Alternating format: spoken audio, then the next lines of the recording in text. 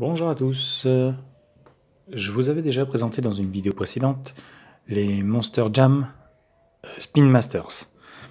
Ce soir, je vais vous présenter les versions Hot Wheels de ces engins, de ces monsters.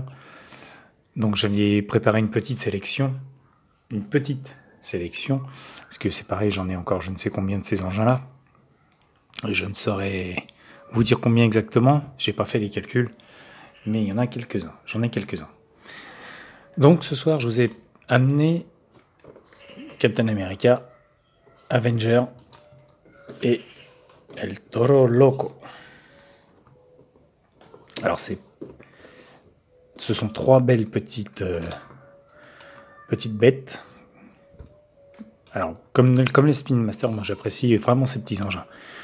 Donc on va détailler ensemble. Donc c'est du 1/24. C'est du jouet, mais personnellement en collection, moi je trouve ça très beau. Ce sont de belles petites réussites pour ceux qui aiment le Monster Jam, le sport, le Monster Jam. Voilà, c'est des petits trucs à avoir dans sa collection, moi je dis. Voilà. Surtout qu'en plus, il y en a une bonne tripotée aussi depuis le temps que ça existe chez Hot Wheels. Vous en avez un certain nombre, voire un nombre certain. Donc on peut arriver à faire de très belles choses avec.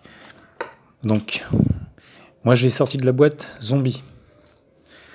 Pour vous détailler un petit peu la bête. Enfin, les bêtes.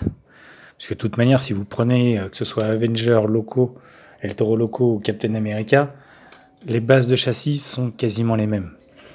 Enfin, quand je dis quasiment, c'est juste pour certains au niveau de l'arceau, de la présentation à ce niveau-là, qui change un petit peu en fonction de la configuration de l'engin. Alors pas grand chose, je sais pas si on le voit sur la boîte, peut-être le reflet qui va gêner. Voilà, vous prenez Avenger, vous prenez toute la partie arrière, voilà, elle est droite.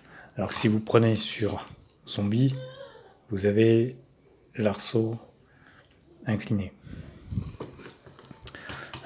Voilà, donc je les ai pas sortis de leur boîte. Comme je vous dis, moi je suis collectionneur et de toute manière, à part les carrosseries qui changent, les châssis restent quasiment les mêmes et l'identique, à part en fonction de la carrosserie, bien sûr, vous allez avoir ça. Donc voici Zombie. Voilà, que je vais vous détailler. Alors, des petits châssis comme ça, ils sont, on va dire, réglables, entre guillemets. Moi, ce que j'aime bien, c'est cet effet suspension, alors qu'il n'y a pas du tout de suspension.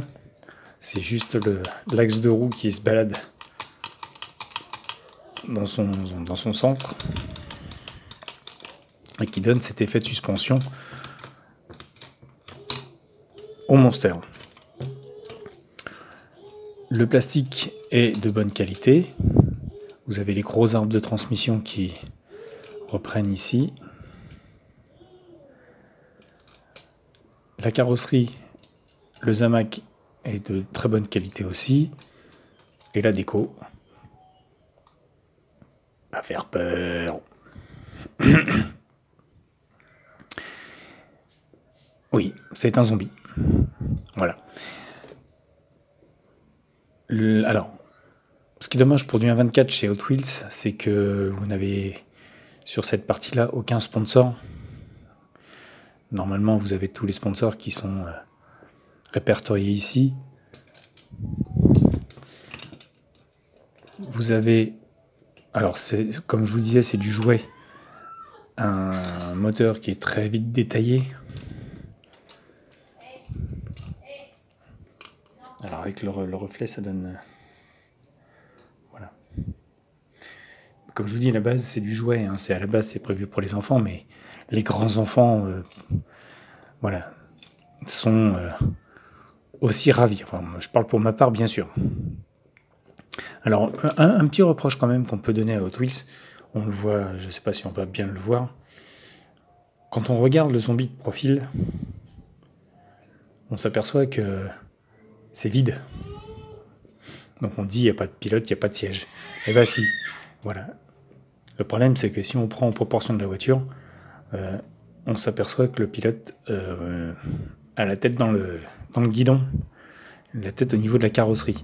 Donc ça, c'est un petit peu moins bien proportionné de la part de Hot Wheels d'avoir fait un truc pareil. Bon, sinon le siège est là, le volant est là, mais c'est pas à sa place.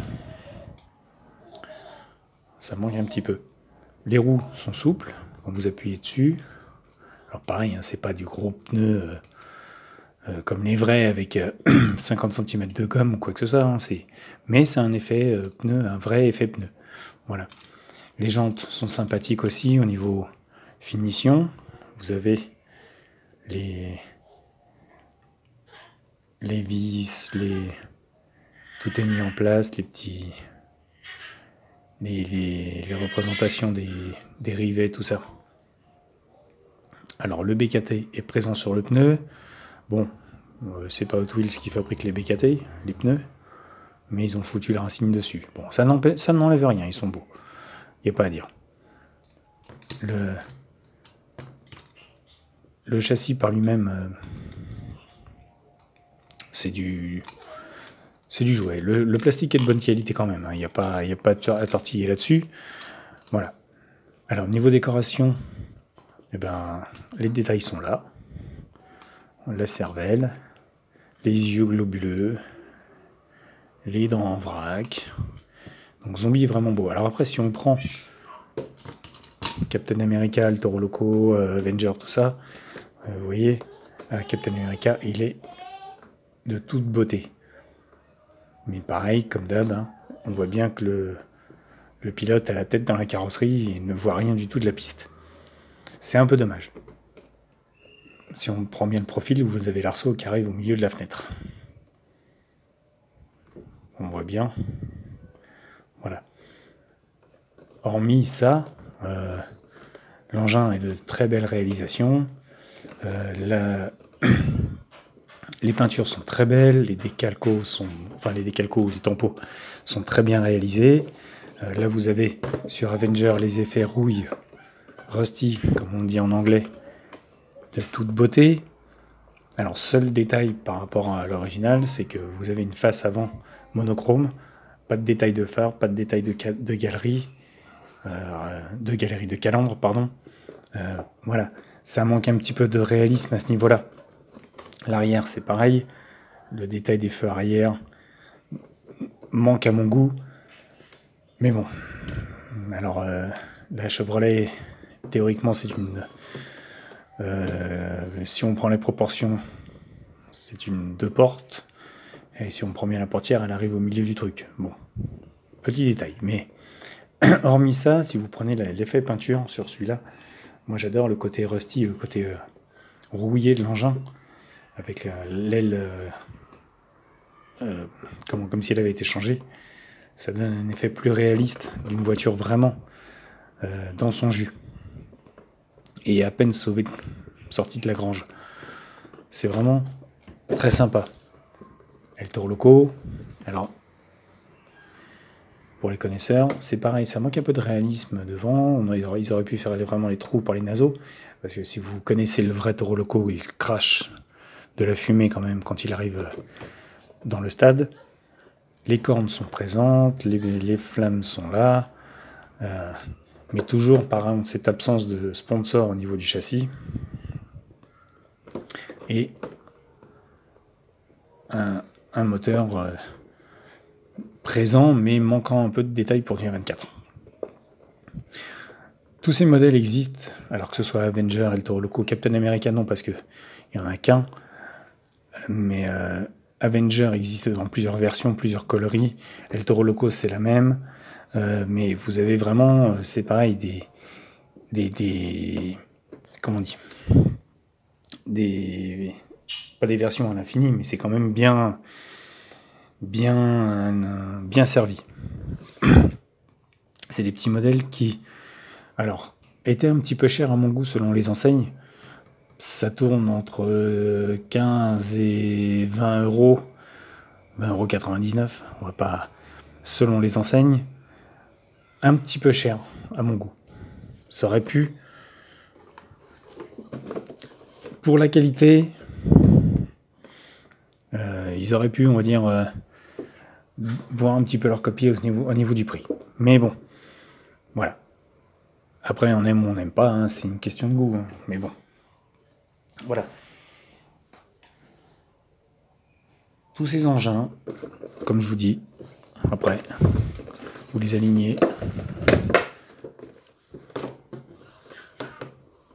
Et quand vous en avez une vingtaine ou une trentaine sur une vitrine, ça fait vraiment très beau. Je peux pas vous dire combien il y en a de mon côté. Faudrait que je fasse les calculs, tiens, je vous dirai ça. Faudrait que je les compte, que je les répertorie, et je vous dirai ça.